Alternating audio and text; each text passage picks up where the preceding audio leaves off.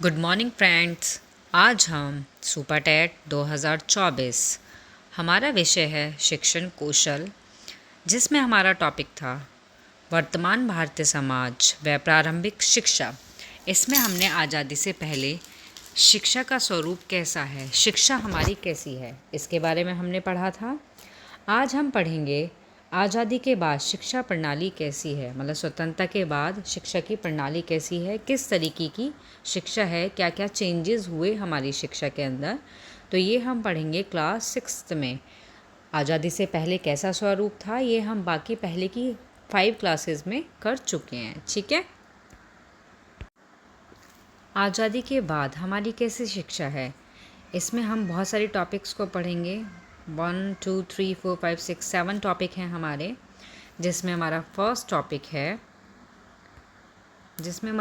Topic है विश्वविद्यालय शिक्षा पर राधाकृष्ण कमीशन, जो हमारा 1948 में आया था, जिसको हम यूनिवर्सिटी एजुकेशन कमीशन भी कहते हैं। इसके बारे में पढ़ेंगे हम।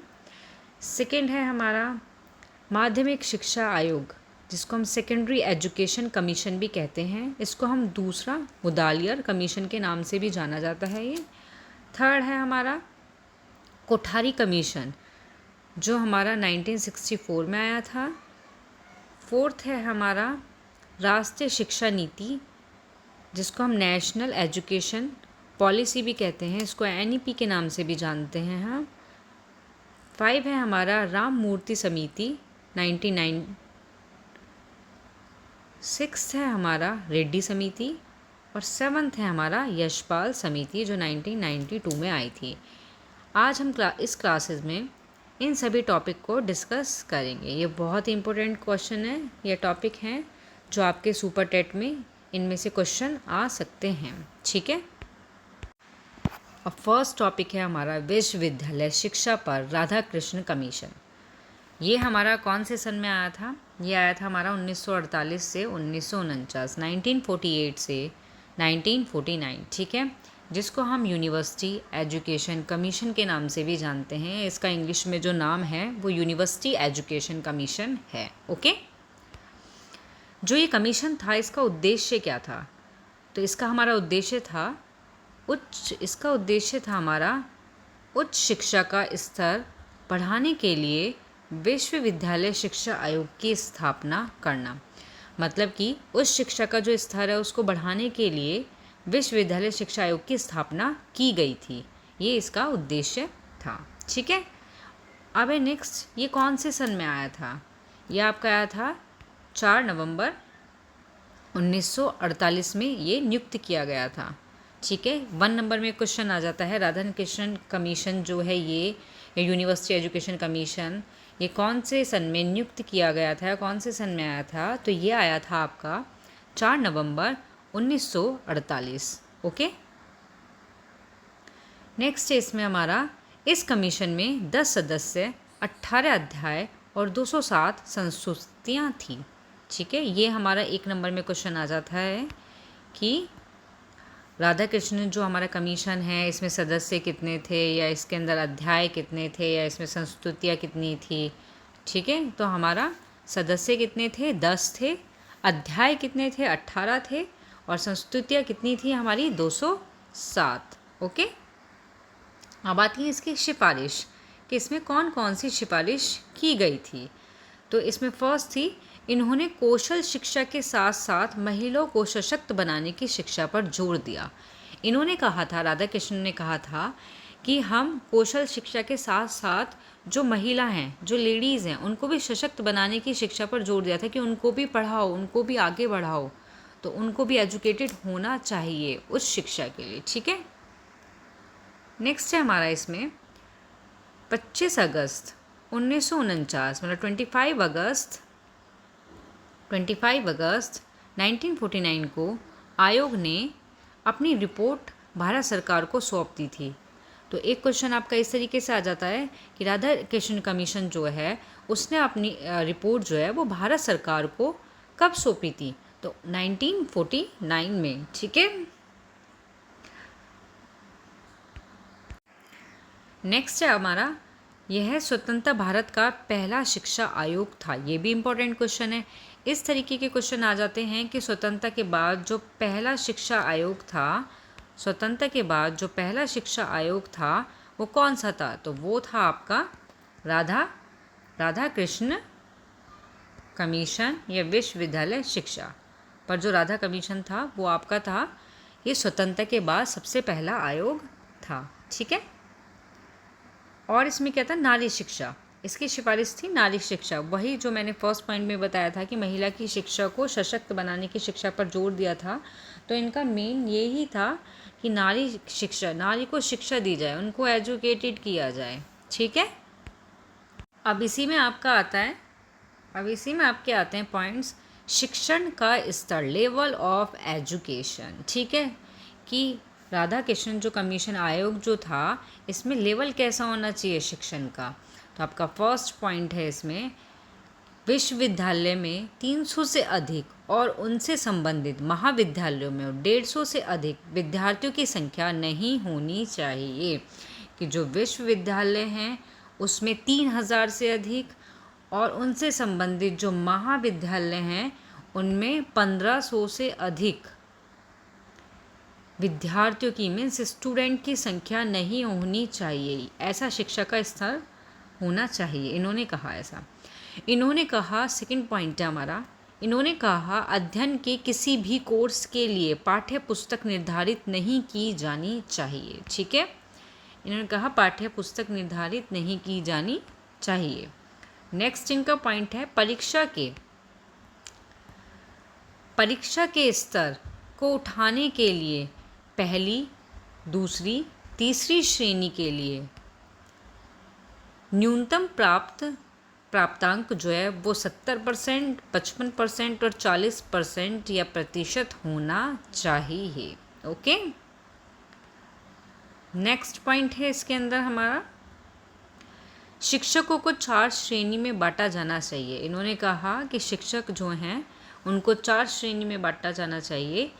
1 आपका है प्रोफेसर, पाठक, व्याख्याता और प्रशिक्षक। इन 4 श्रेणी में हमें शिक्षकों को बांटना चाहिए, ऐसा इनका कहना था आयोग में कि जो शिक्षण का स्तर है उसके अंदर ये चीज़ें होनी चाहिए। नेक्स्ट क्वेश्चन है हमारा, उच्च शिक्षा को समवर्ती सूची में रखा जाना चाहिए। इन्होंने कहा कि जो हमारी उच्च शिक्षा है उसको समवर्ती सूची में रखा जाना चाहिए। तो क्वेश्चन ये भी आ जाता है कि राधा कृष्ण कमीशन या यूनिवर्सिटी एजुकेशन कमीशन में उच्च शिक्षा को कौन सी सूची में रखा गया था। तो इसका आंसर आपका आ जाएगा कि समवर्ती सूची में। ठीक है। अब आपका आता है इसमें टॉपिक, इसी के अंदर शिक्षा की संरचना और संगठन, structure and organization of university education, कि शिक्षा की संरचना और संगठन कैसा था। ठीक है। तो इसमें ये है आपका, उच्च शिक्षा 3 स्तर की थी। जो इसमें शिक्षा थी वो कितने स्तर की थी? वो थी आपकी 3 स्तर की। अब कौन कौन से स्तर थे? एक था स्नातक, एक था स्नातकोत्तर और एक था शोध। स्नातक में क्या था? ये स्नातक जो थी वो आपकी 3 वर्ष की होती है। स्नातकोत्तर आपकी कौन सी होती है? पीजी जिसको बोलते हैं, 2 वर्ष की होती है। और थर्ड आपका शोध जो रिसर्च होती है वो होती है आपकी 2 वर्ष की। मतलब इसमें न्यूनतम कम से कम 2 वर्ष तो होने चाहिए, बाकी इसमें 3, 4, 5 ऐसे साल भी लग जाते हैं इस शिक्षा को कंप्लीट या रिसर्च कंप्लीट करने में। ओके, ये आपका फर्स्ट है। 3 साल का ये हो गया ग्रेजुएशन, ये हो गया फिर 2 साल का पोस्ट ग्रेजुएशन और फिर हो गया आपका रिसर्च मतलब शोध। ठीक है। नेक्स्ट है आपका, उस शिक्षा की कितनी श्रेणियाँ होती हैं? 3 श्रेणियाँ होती हैं। उस शिक्षा की कितनी श्रेणी होती हैं? 3 श्रेणी होती हैं। कौन कौन सी? कला, कौन कौन सी होती है? कला, विज्ञान और व्यावसायिक और तकनीकी। तो उस शिक्षा में 3 श्रेणियां हैं। उस शिक्षा को 3 श्रेणियों में बांटा गया है, कला, विज्ञान और व्यावसायिक तकनीकी। ओके।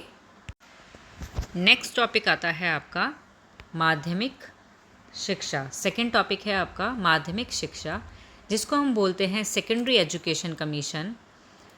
इसका दूसरा नाम जो है वो है मुदालियर इसका दूसरा नाम है मुदालियर कमीशन। और ये कमीशन कौन से सन में आया था? ये आया था 1952 से 53 तक। ठीक है। अब इस कमीशन का हमारा उद्देश्य क्या था? इस कमीशन का हमारा उद्देश्य क्या था? वर्तमान शिक्षा प्रणाली में परिवर्तन लाना और इसे राष्ट्र के लिए बेहतर बनाना। कि जो भी हमारी शिक्षा प्रणाली वर्तमान में जो भी शिक्षा प्रणाली में परिवर्तन मतलब आएगी, उसमें परिवर्तन लाओ और राष्ट्र के लिए, कि हमारे राष्ट्र के लिए वो शिक्षा प्रणाली बहुत ही बेहतर होनी चाहिए।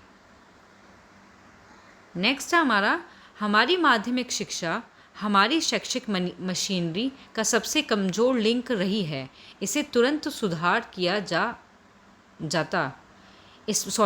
इसमें तुरंत सुधार किया जाए। मुदालियर कमीशन में ये चीज़ कही गई थी, इनका उद्देश्य था कि जो हमारी माध्यमिक शिक्षा है ना, वो एक तरह से बहुत कमज़ोर कड़ी है, इसमें तुरंत सुधार करना चाहिए। सुधार करोगे तभी हमारा राष्ट्र बेहतर बन पाएगा। ठीक है। नेक्स्ट है भारतीय शिक्षा आयोग की सिफारिशें। क्या थी हमारी सिफारिशें? कौन कौन सी थी? अब देखो हम इनके बारे में पढ़ेंगे। हमारी फर्स्ट है युवाओं की व्यावसायिक क्षमता का विकास, लोकतांत्रिक नागरिकता का विकास करना। इसकी सिफारिश थी हमारी कि युवाओं की व्यावसायिक क्षमता का विकास करना और लोकतांत्रिक नागरिकता का विकास करना। ठीक है। नेक्स्ट पॉइंट है हर घर से उचित दूरी पर माध्यमिक स्कूल या विद्यालय होने चाहिए। इनको ये था, इस आयोग में था कि हर घर से उचित दूरी पर माध्यमिक स्कूल होने चाहिए। मतलब ज़्यादा दूरी ना हो घर से, पास में ही हमारे क्या हो माध्यमिक स्कूल हो, जिससे बच्चे इजीली स्कूल जा सकें, मीन्स विद्यालय जा सकें। ठीक है। नेक्स्ट था शिक्षण वातावरण में सुधार करना। कि इन्होंने कहा जो शिक्षण का वातावरण है ना, उसमें सुधार किया जाए। जितना अच्छा वातावरण होगा उतना ही अच्छा आपकी पढ़ाई होगी। ठीक है। नेक्स्ट है आपका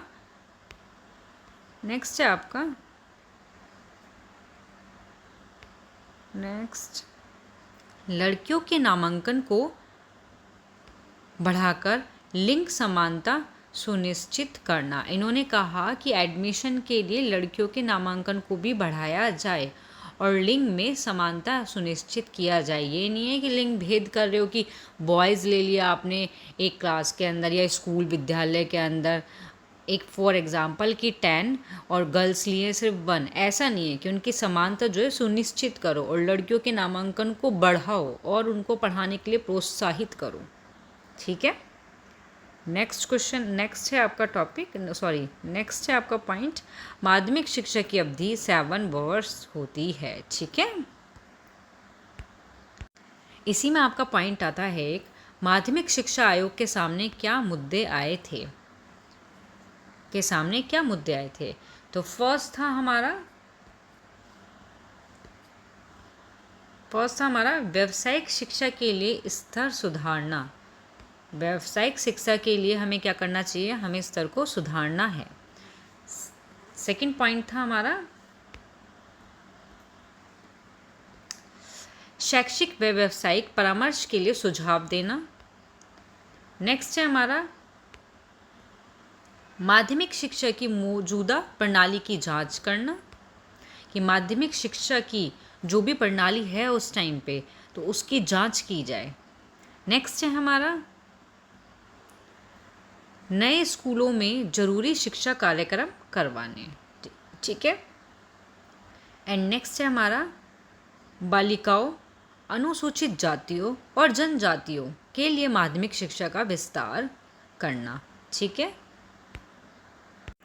इसमें से मोस्टली क्वेश्चन यही आता है मुदालियर कमीशन में से, कि माध्यमिक शिक्षा आयोग जो है, सेकेंडरी एजुकेशन कमीशन जो है, इसका दूसरा नाम क्या है? तो मुदालियर कमीशन है। ये कब आया था? 1952 में आया था। ठीक है।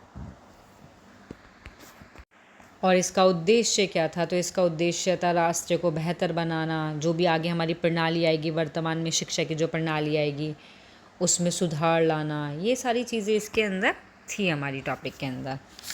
अब हमारा नेक्स्ट टॉपिक है कोठारी कमीशन।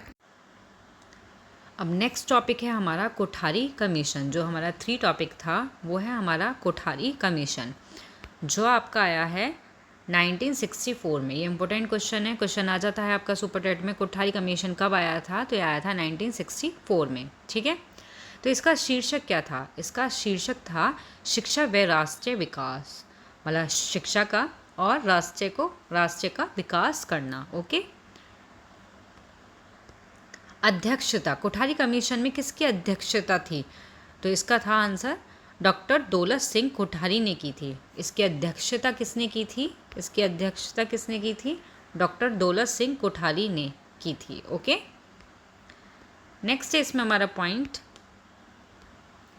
इस आयोग ने 29 जून 1966 को अपनी रिपोर्ट प्रस्तुत की। क्वेश्चन ये आ जाता है कि कोठारी कमीशन ने अपनी रिपोर्ट कब प्रस्तुत की थी? तो इन्होंने करी थी 1966 29 जून को। ओके। नेक्स्ट पॉइंट है, इस आयोग ने शिक्षा के स्तर के लिए 10+2+3 संरचना का प्रस्ताव भी रखा था। इन्होंने ये भी प्रस्ताव रखा था, मेन इसमें इम्पोर्टेंट है ये 10+2+3, मतलब 10th क्लास हो, 12th हो प्लस ग्रेजुएशन हो 3 साल की। ठीक है।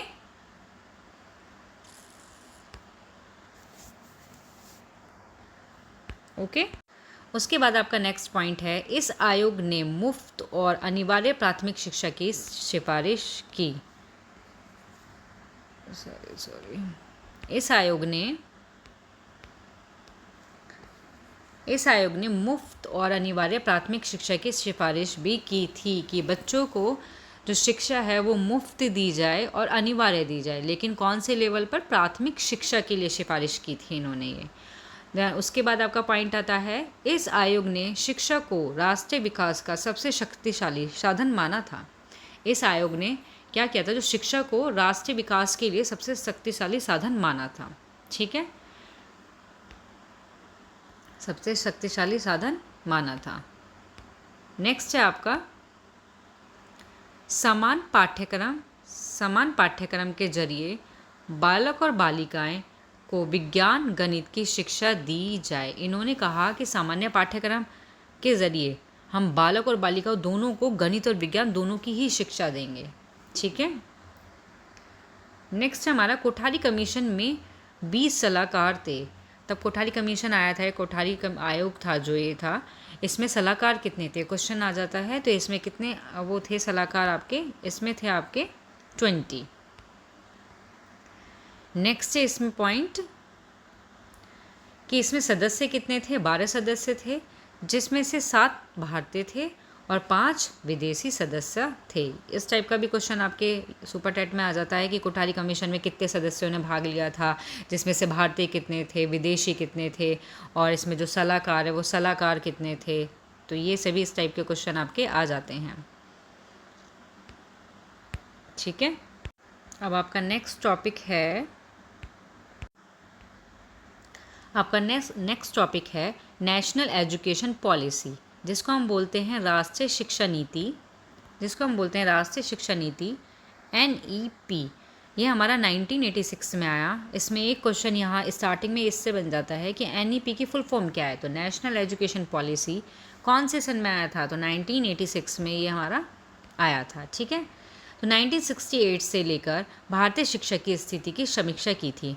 ये जो नीति आई थी राष्ट्रीय शिक्षा नीति 1986, इन्होंने 1968 में जो शिक्षा की स्थिति थी उसकी इन्होंने क्या करी थी? समीक्षा की थी। नेक्स्ट पॉइंट है हमारा कि राष्ट्रीय शिक्षा नीति 1986 कुल कितने खंडों में विभाजित थी? तो कुल 12 खंडों में विभाजित थी। राष्ट्रीय शिक्षा नीति को 12 खंडों में विभाजित किया गया था। अब ये कौन कौन से खंड थे पढ़ेंगे इसके बारे में। सबसे पहले आती है आपकी प्रस्तावना। सेकंड पॉइंट आता है आपका शिक्षा का सार व भूमिका की शिक्षा का सार कैसा है, उसकी भूमिका कैसी है। थर्ड आता है आपका शिक्षा की राष्ट्रीय प्रणाली कैसी है। उसके बाद समानता के लिए शिक्षा, आपका 5 है आपका विभिन्न स्तर पर शैक्षिक पुनर्गठन करना, तकनीकी तथा प्रबंधन शिक्षा। 7th है आपका शिक्षा प्रणाली का क्रियान्वयन। और हमारा 8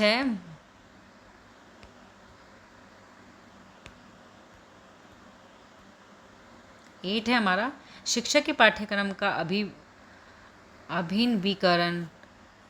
9th है हमारा अध्यापक। 10 है हमारा शिक्षा का प्रबंधन। 11 है हमारा संसाधन। और 12 लास्ट है हमारा भावी स्वरूप। ये हमारे इन्होंने क्या किया था, इन्होंने राष्ट्रीय शिक्षा नीति को के जो 12 खंड थे वो ये सारे 12 खंड हैं, इनको 12 खंडों में विभाजित किया था। ठीक है, अब इसमें कौन कौन से सुझाव दिए गए थे? तो इसमें फर्स्ट है इसमें पूरे देश में एक शिक्षा का ढांचा हो, वही 10+2+3, ये इनका सुझाव था। सेकंड पॉइंट है हमारा शैक्षिक अवसरों की समानता। एंड थर्ड है हमारा ऑपरेशन ब्लैक बोर्ड, जो मोस्ट इम्पोर्टेंट था हमारा। और फिफ्थ है हमारा सभी के लिए प्राथमिक शिक्षा, कि सभी के लिए प्राथमिक शिक्षा होनी चाहिए। ठीक है, ये इनके सुझाव थे राष्ट्रीय शिक्षा नीति 1986 के। उसके बाद हमारा इसमें आता है राष्ट्रीय शिक्षा नीति की विशेषताएं, कि इसकी क्या क्या विशेषता रही थी। तो इसकी विशेषता थी केंद्र सरकार की भागीदारी। इसमें क्या था, राष्ट्रीय शिक्षा जो नीति थी इसमें केंद्र सरकार की भी भागीदारी थी। सेकंड था हमारा शैक्षिक अवसरों की समानता पर बल दिया गया था इसमें। ठीक है, थर्ड है हमारा एक राष्ट्रीय शिक्षा संरचना थी इसमें। ओके, और नेक्स्ट है हमारा शिक्षा का अधिकाधिक महत्व था, ये हमारी इसमें विशेषताएं थी। नेक्स्ट है हमारा राष्ट्रव्यापी पाठ्यक्रम की रचना की गई थी। और शिक्षा कैसी थी, व्यावसायिक। कैसी थी शिक्षा, व्यावसायिक।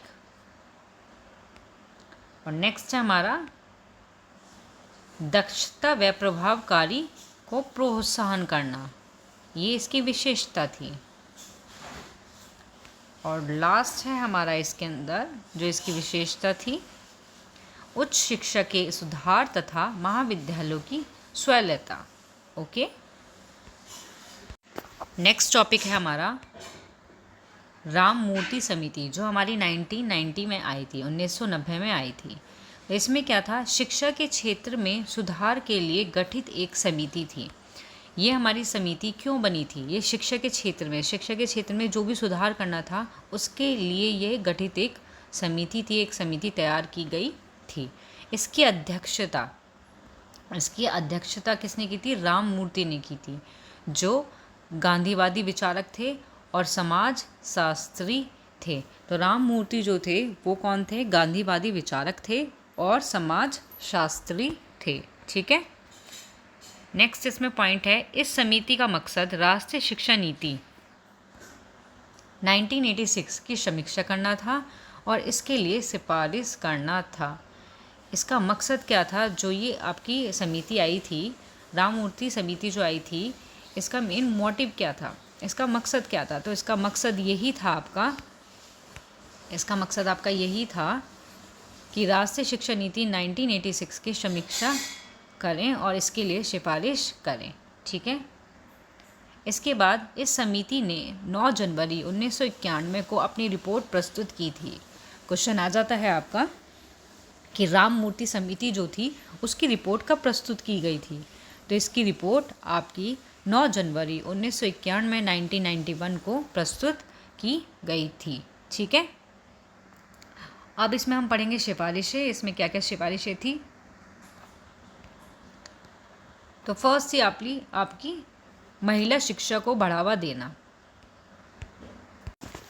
आपकी सिफारिशें इसमें क्या थी कि महिला शिक्षा को बढ़ावा, इनकी सिफारिशें यही थी कि महिलाओं को ज़्यादा से ज़्यादा शिक्षित किया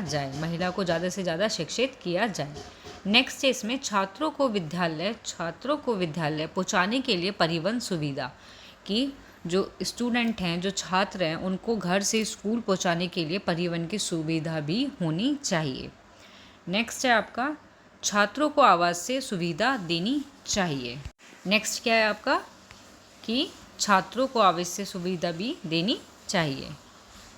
नेक्स्ट पॉइंट है उच्च शिक्षा। नेक्स्ट है आपका उच्च शिक्षा में व्यावसायिक धारकों को बढ़ावा देना। धाराएं जो हैं हमारी उच्च शिक्षा में, इसमें व्यावसायिक धाराओं को बढ़ावा देना। नेक्स्ट है हमारा समान स्कूल प्रणाली की शुरुआत करना। उसके बाद है हमारा सामाजिक रूप से उपयोगी उत्पाद कार्य, ये भी हमारा इसकी क्या थी, सिफारिश थी।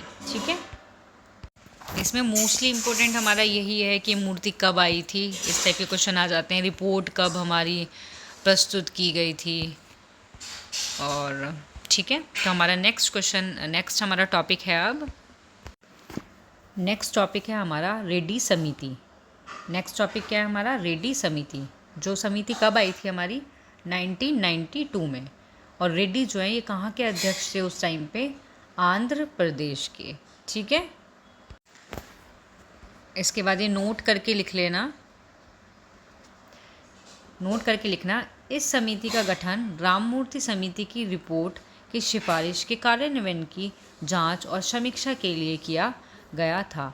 मतलब जो आपकी राममूर्ति समिति की जो रिपोर्ट आई थी, कि जो सिफारिश थी, उसकी समीक्षा के लिए और उसकी जांच के लिए ही रेड्डी समिति का जो है गठन किया गया था। ठीक है, इसके बाद हमारा नेक्स्ट पॉइंट आता है, इन्होंने कहा प्रत्येक ज़िले में एक नवोदय विद्यालय खोलना।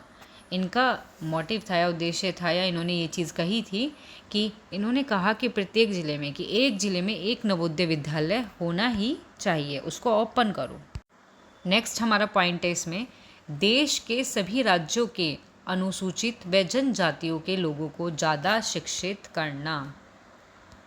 कि जो हमारे देश के जितने भी राज्य हैं उसमें अनुसूचित और जनजाति के जितने भी लोग हैं उनको शिक्षित किया जाए। उसके बाद इनका उद्देश्य था राष्ट्रीय एकीकरण को मजबूत करना। ठीक है, और नेक्स्ट था इनका कि समान नागरिकता व संस्कृति की भावना को बढ़ावा देना।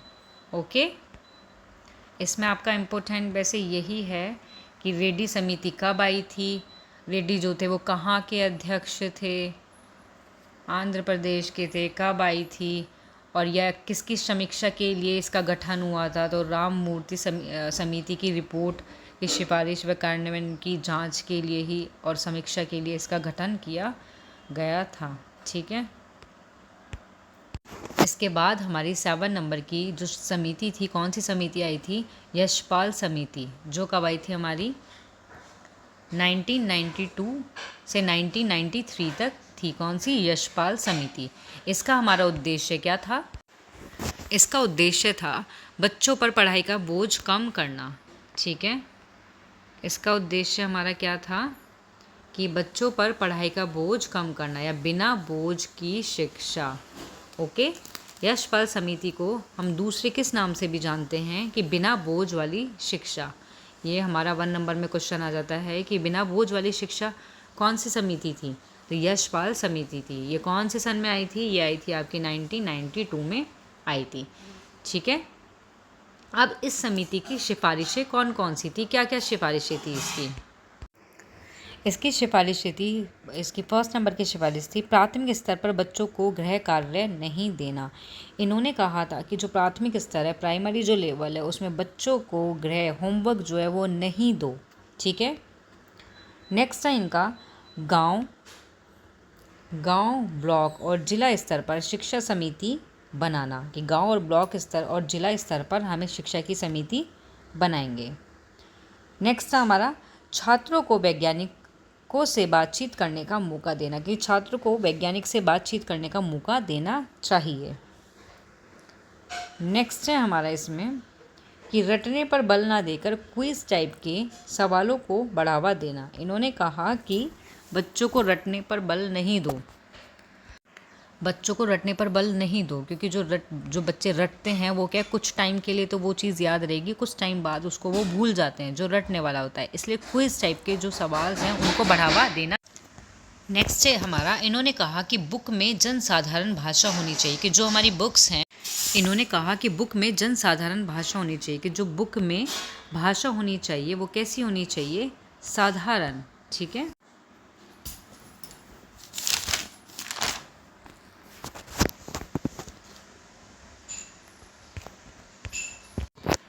तो यहाँ हमारा ये टॉपिक होता है ख़त्म। ठीक है, आपके इसमें इसी तरीके के क्वेश्चन आएंगे या इसी तरीके के टॉपिक आते हैं आपके सुपर टेट में, कि यशपाल समिति कौन से सन में आई, उद्देश्य क्या है इसका, या इसको कौन से और नाम से जानते हैं, या बिना बोझ वाली शिक्षा कौन सी है, कौन सी समिति में आई थी। तो यहाँ हमारी क्लास होती है समाप्त। कल हम पढ़ेंगे आज़ादी के बाद शिक्षा का, हमने पढ़ी थी शिक्षा की प्रणाली, ये सारे टॉपिक्स पढ़े थे।